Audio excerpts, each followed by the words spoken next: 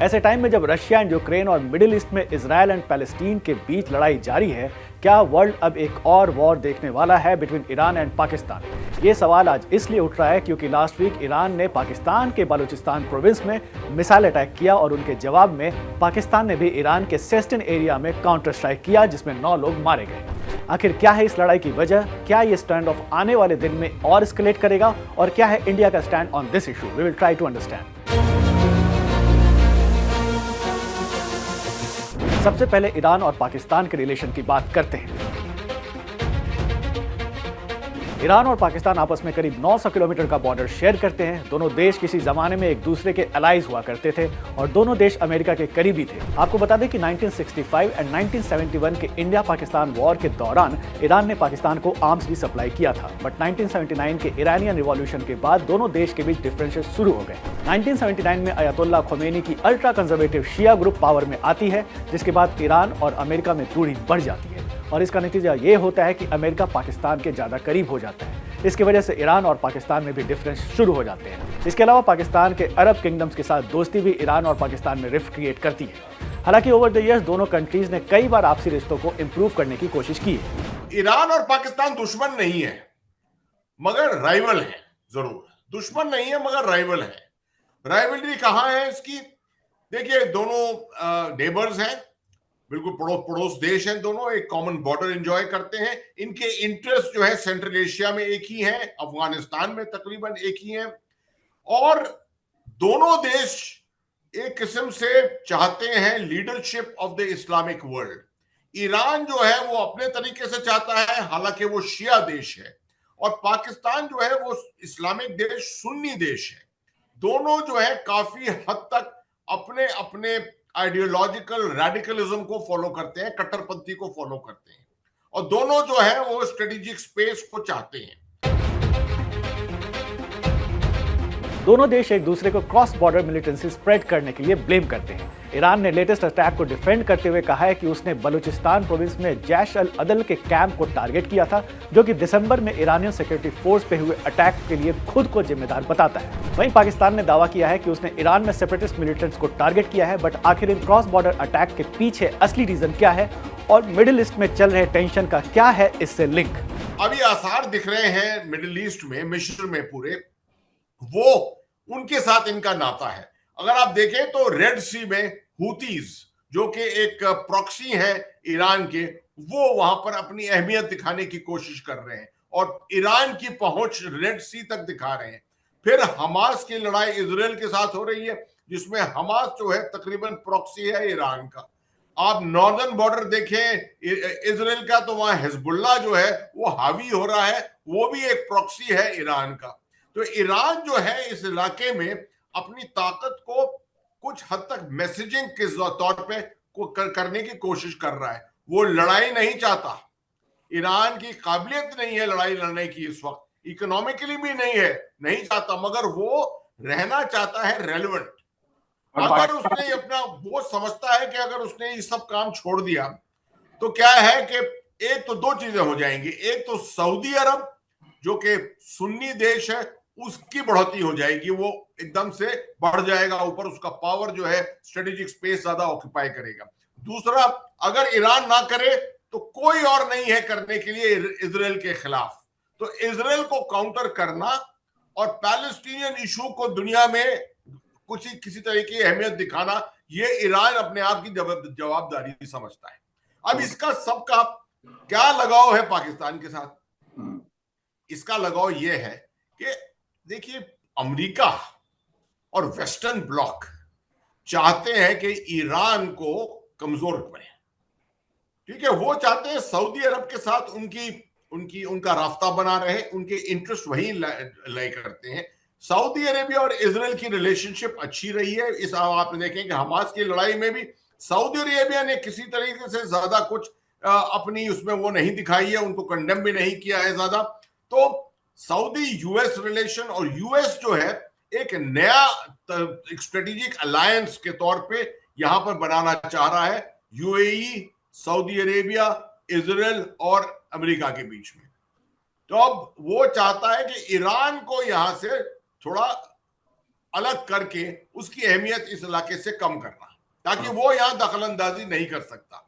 आखिरी पॉइंट इसमें, क्योंकि ये सब ईरान के पश्चिम में हो रहा है, तो वो चाहते हैं कि अब कुछ ना कुछ ईरान के पूर्व में भी हो, और ईरान जो है दोनों तरफ से जो घिरे हुए तौर पर उस जो है लड़ाई लड़ने पे, या आप समझिए प्रेशराइज होने में मजबूर हो जाए।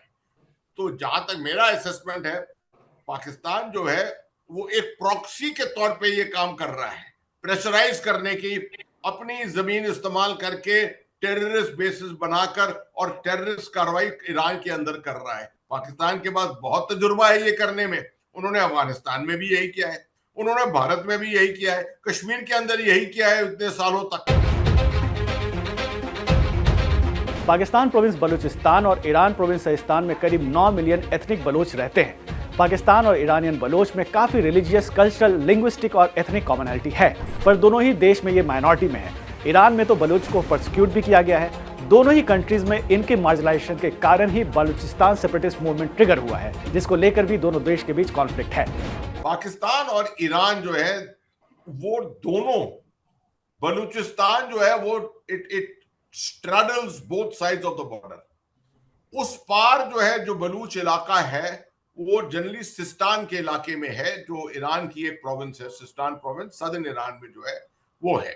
और यहां पर साउथ वेस्ट जो प्रोविंस है पाकिस्तान की, दैट इज बलूचिस्तान, राइट। सो एक कॉमनैलिटी दोनों तरफ, एथनिक बलूची जो है वो दोनों तरफ है, ईरानियन बलूची भी है और पाकिस्तानी बलूची भी है।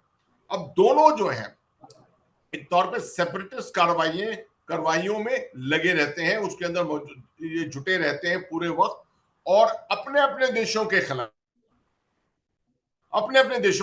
मगर पिछले कुछ सालों से, 10-12-15 सालों से ये ट्रांसनेशनल मूवमेंट जो है बलूचों का बहुत ज्यादा हुआ है यहाँ इस हद तक के एक radicalised organisation, radicalised terrorist organisation, Baloch organisation जिसका नाम है जैश अल अदल, वो इन्होंने बनाया है इस इलाके में। उसके बेसिस जो है वो पाकिस्तान के अंदर है, और ईरान कहता है कि इसकी स्पॉन्सरशिप जो है वो पाकिस्तान करता है।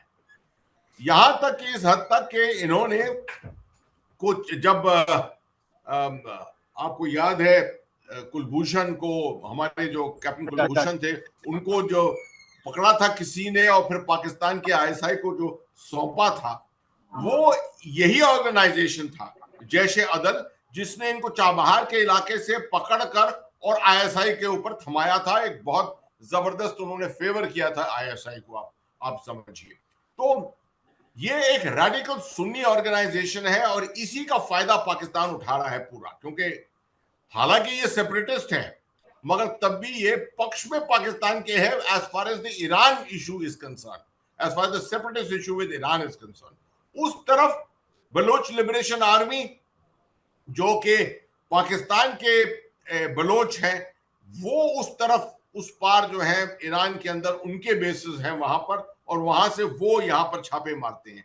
तो both have got separatist elements, और दोनों छापे मारते हैं एक दूसरे के ऊपर।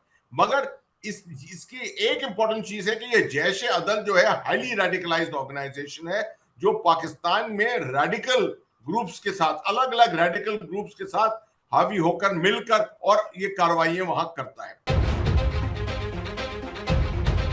हमने देखा है कि रशिया यूक्रेन वॉर से वर्ल्ड इकोनॉमी पे कितना बड़ा असर पड़ा है। ऐसे में क्या ईरान पाकिस्तान की लड़ाई फर्दर एक्सेलेरेट होगी, या वर्ल्ड के बिग नेशंस ऐसे सिचुएशन को अवॉइड करने की कोशिश करेंगे? ये लड़ाई मतलब it will not escalate into full scale war. मैं नहीं समझता कि पाकिस्तान के पास काबिलियत है फुल स्केल वॉर की, ना ईरान के पास इकोनॉमी के लिए। और ये दोनों चीन के एलाइज हैं, आप समझिए, चीन के सपोर्टर हैं, एससीओ के मेंबर हैं दोनों के दोनों। तो चीन इनके बीच में लड़ाई नहीं होने देगा। तो वो ऑलरेडी हम देख रहे हैं प्रोएक्टिवली चीन इसके अंदर ऑलरेडी इन्वॉल्व हो चुका है। मगर इक्का दुक्का अपने अपने इंटरेस्ट के लिए पाकिस्तान को यूएस वेस्टर्न एलाइज के साथ इंटरेस्ट रखने के लिए इक्का दुक्का मिसाइल्स कभी फायर करना, कुछ कैजुअलिटीज करना, कुछ छापा मारना, इस तरह की जो लो इंटेंसिटी लड़ाई है वो जारी रहेगी। यहाँ पर ये बॉर्डर जो है वो काफी लाइव रहेगा, मगर नॉट टू द एक्सटेंट कि एक पूरी फुल स्केल लड़ाई हो।